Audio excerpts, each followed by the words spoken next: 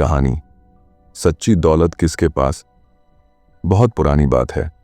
एक घना जंगल था जहां एक साधु बाबा वर्षों से तपस्या कर रहे थे। उनकी झोंपड़ी पेड़ों से घिरी हुई थी। वो हर दिन ध्यान करते, जड़ी बूटी खाते और नदी में स्नान करके प्रकृति से जुड़े रहते। एक दिन पास के गांव से एक बहुत बड़ा व्यापारी आया।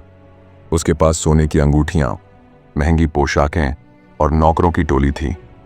वो बाबा से मिलने पहुंचा और बोला, बाबा, आपने पूरी जिंदगी बस इस झोंपड़ी में गुजार दी। ना पैसा, ना आराम, ना कोई सुख सुविधा। ये कैसी जिंदगी है।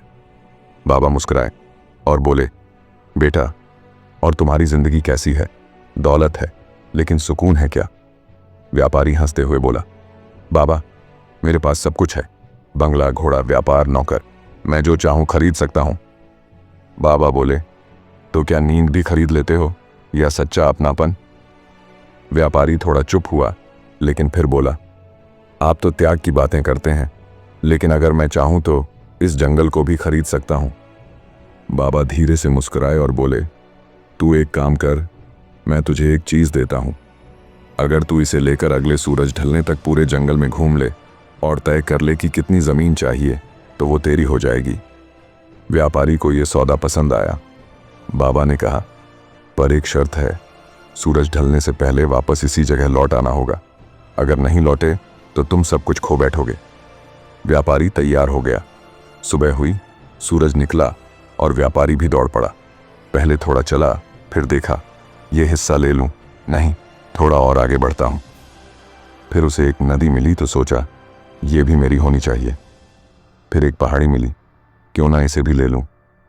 वो बस दौड़ता रहा, दौड़ता रहा। जब सूरज ढलने लगा, उसे याद आया, मुझे बाबा के पास लौटना है। अब वो थका हुआ था, लेकिन तेजी से भागा। पसीने में लथपथ, सांसें तेज, पैर कांप रहे थे। और जैसे ही सूरज डूबने को आया, वो बाबा की झोंपड़ी के पास जाकर गिर पड़ा। लेकिन गिरते ही उसकी जान निकल गई। बाबा चुपचाप खड़े थे और बोले, आखिरकार उसे सिर्फ इतनी ही जमीन चाहिए थी जितनी एक शरीर को दफनाने के लिए लगती है। सीख, दौलत जरूरी है, लेकिन लोभ और अधूरी तृप्ति इंसान को मिटा देती है। जो संतोष में जीता है, वही सच्चा अमीर होता है।